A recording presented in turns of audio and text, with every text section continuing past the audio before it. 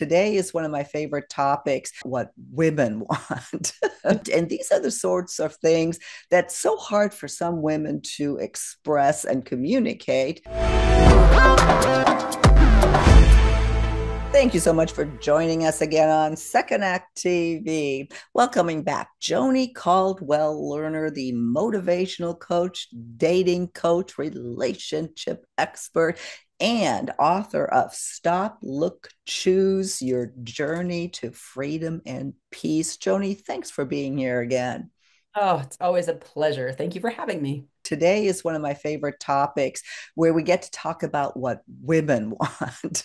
And I mean men do want to know what we want, and these are the sorts of things that's so hard for some women to express and communicate, especially this one.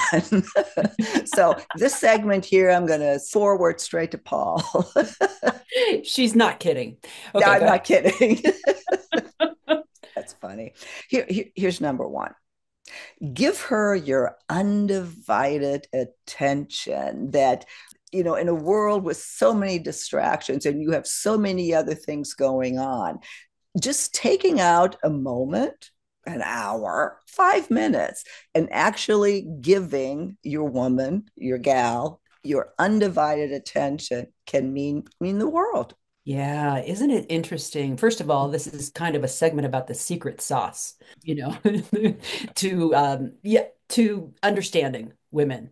Here's the weird thing. We tend to take for granted the most important person in our lives as if they're just always going to be there. Mm-hmm. So do not treat your partner that way. Yeah. Treat them as the most important human, Mm-hmm. the person that is your companion, who's going to live out the days together, or maybe it's the right now together, depending on your Mm-hmm. relationship status. Mm-hmm. Why not give that person your undivided attention?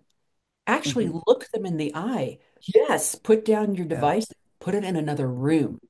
because it has become an addiction.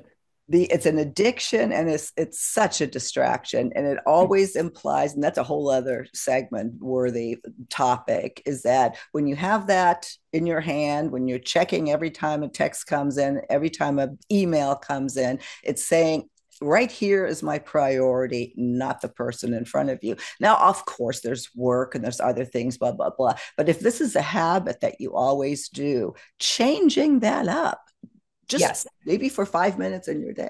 And I had some insight the other day with one of my clients he's about 50, I'd say, married to his sweetheart from high school. And this is her complaint, is that he gets on his phone and he says, I just need to decompress. I said, cool. Then you have your decompression time and let her know that this is my decompression time. And then you put it away.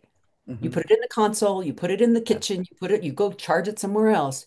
That extraordinary woman that has stood by your side and you by hers is the most important person in that moment. And you let her know that. And Yeah. he did. He listened and he did. And it's been like, woohoo.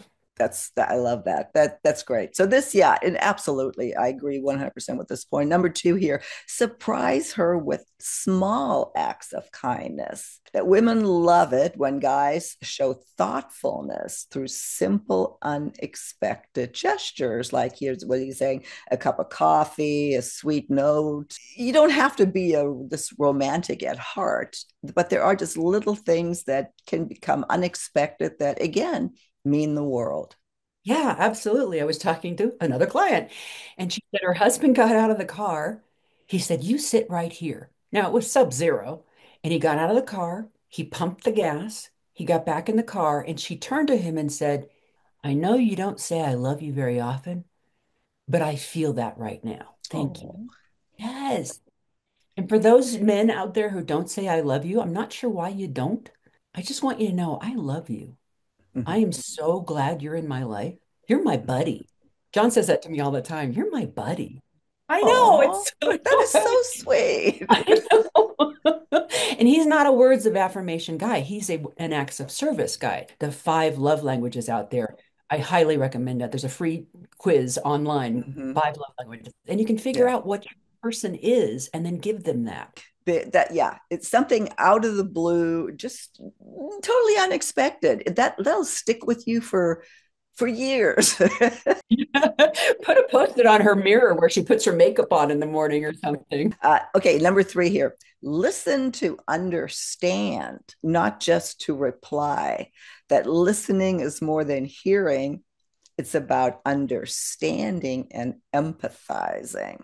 Yeah, we're not listening to them, listen them. I know that sounds weird, but listen them Mhm. grammatically, very incorrect. You guys who have not heard me say that, this out there in TV land, if you haven't heard me say this, I want you to write it down. She doesn't always want you to fix it. I know that's the thing that you think you're supposed to do is try to fix whatever it is she's saying to Mhm. help her. It comes from a good place. But do not get your hammer out with the nail. Just say, do you want me to just listen or did you want me to offer a solution? Because you're going to take a lot of the onus off of you, a lot of the weight and the pressure off of yourself if you Yeah. don't think you're supposed to fix everything. Well, and not just that, when you jump to fixing right away, it's an implication that we can't, that we just haven't thought about how to fix it ourselves. It's like, where we're just like neglecting to do something that would make it better. If you can fix it, well, then, it's not that big of a deal. Well, and here's the thing. The woman, the second part of what I was saying, the woman, I think, would do well to say, listen, sweetheart, I just need you to listen to me right now. Would that be okay? Do you have Mm-hmm. just a minute where you can hear? I don't need you to fix anything. Mm-hmm. Essentially, literally, you say to him, I don't need you to fix anything. I just want you to listen. You gave him the blueprint for what you need and want. I mean, if Mm-hmm. everyone in relationship did that, male, female, I don't care. Give them the blueprint for what you want. You're going to get what you want more Mm-hmm. often. It's so funny when you just said that. What popped in my head was that even when you say that, then you're implying that he's going to do something wrong. Oh, I'm going to do something wrong if she has to tell me just to listen. I mean, I fully get that that's coming from a very, very insecure place. But this is so important in communicating that this is still a huge lesson that I have to learn. Well, let's just say so he goes, "Oh, you think I'm going to fix everything? You think I'm going to?" Yeah, No, sweetheart, I just wanted you to know. I just need you to yeah, listen. Nothing, no, nothing personal. Just if you could just hear me out, it will help me so much. yeah. If you can So just hear me out. the key I is know, not I be know. reactive. Yeah, I just did a segment with Dr. Warren Farrell about criticism and defensiveness. It's just I have to laugh every time. Anyway, I digress. I'll link to that one. It's very good. Let's go to number four. Remember the details. Oh my God, that's so big. Noticing and remembering the little things she says shows you care. Yeah, it could be her favorite color. It could be her favorite flower. For her birthday, you get a photograph from Moab, where she said was the most extraordinary hike she'd ever done. Things where you're actually listening. And if Mhm. at this age, you might want to take notes. Turn up your hearing aid. I resemble that remark. But listen, yes, and take note. And John's gotten better. He used to just say, I'm just not good at gifts, or Mhm. which to me gets him off the hook, right? Mhm.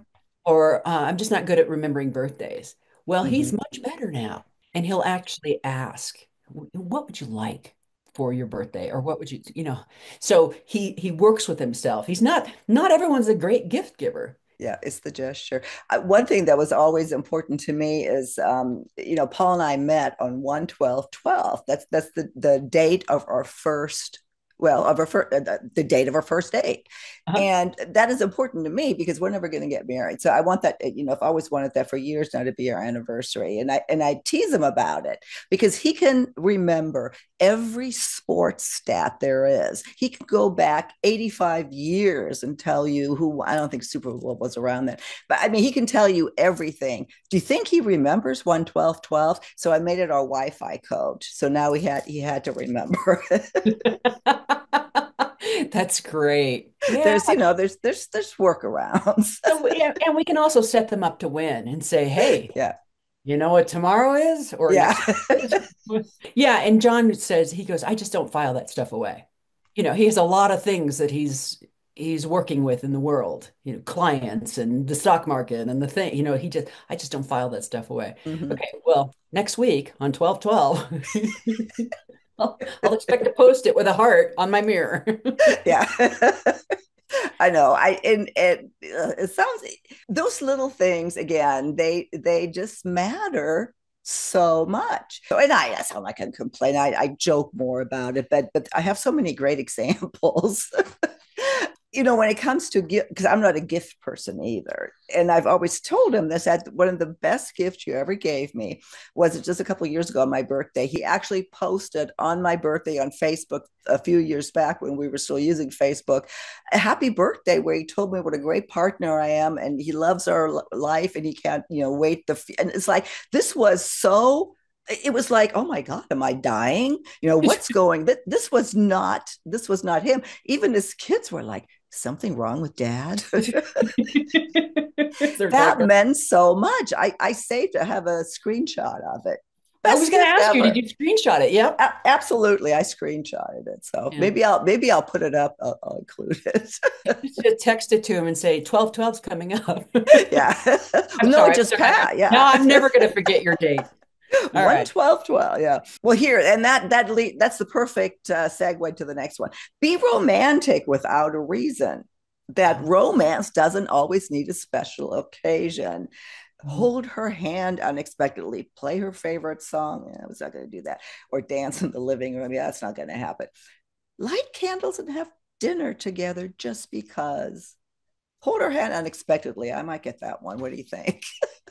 Well, I like the one about dancing in the living room. That actually Oh, I happened. like it too. It's just not going It's never going to to happen. happen.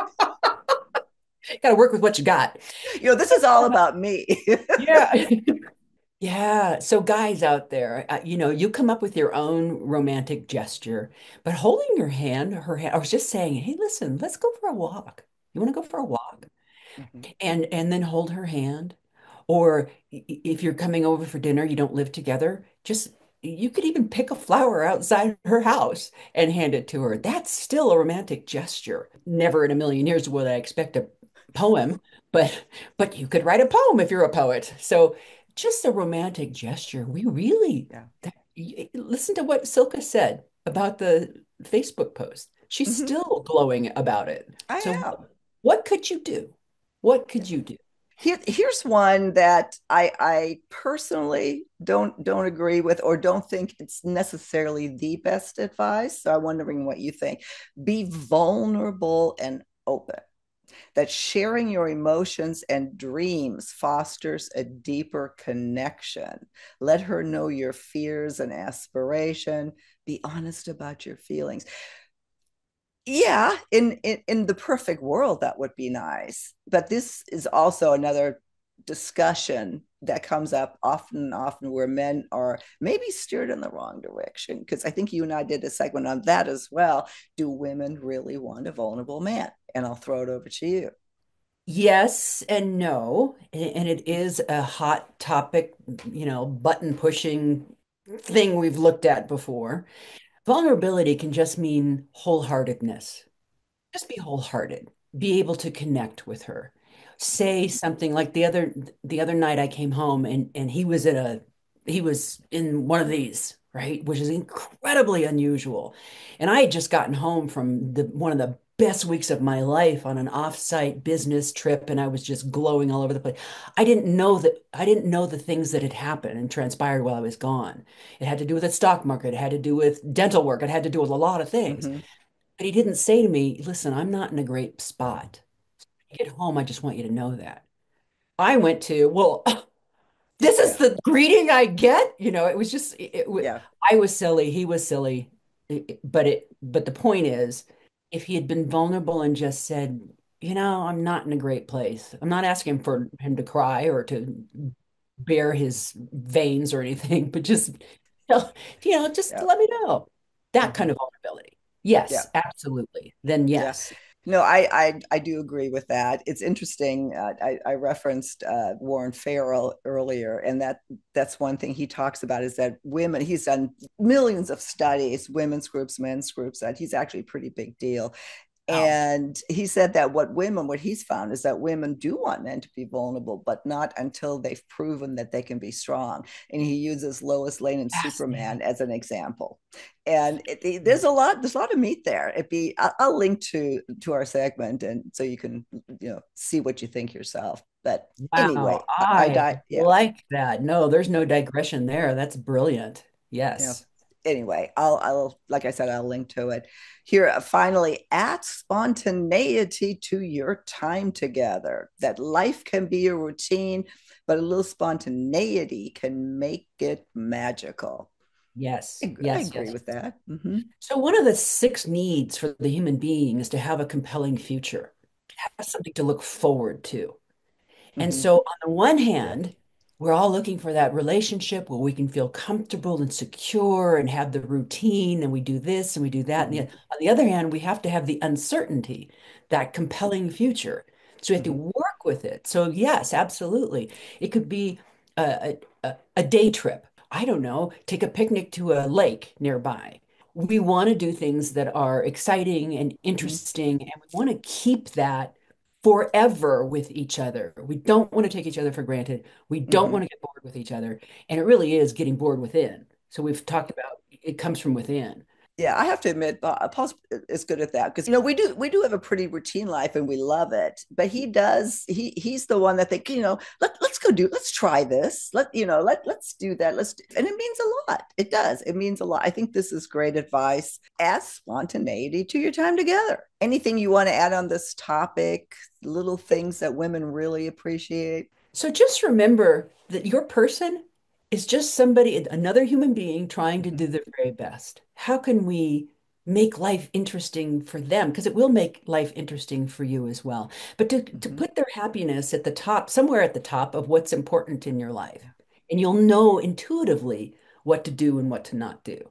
Oh, I like that. Well, and that just the little things truly, truly matter so much more so often than any sort of grand gesture. So Joni, again, thank you so much for your time. I will link to all of your information as I usually do. There's a Calendly link in the show notes below if you want to get in touch with Joni directly, maybe coach with her like so many of our viewers already are doing. Please do so. Give her a call. She's so fun to talk to. And pick up Joni's book that just came out a little while ago, Stop, Look, Choose, Your Journey to Freedom and Peace. And Joni, I look so forward to our next conversation on Second Act TV. See you soon.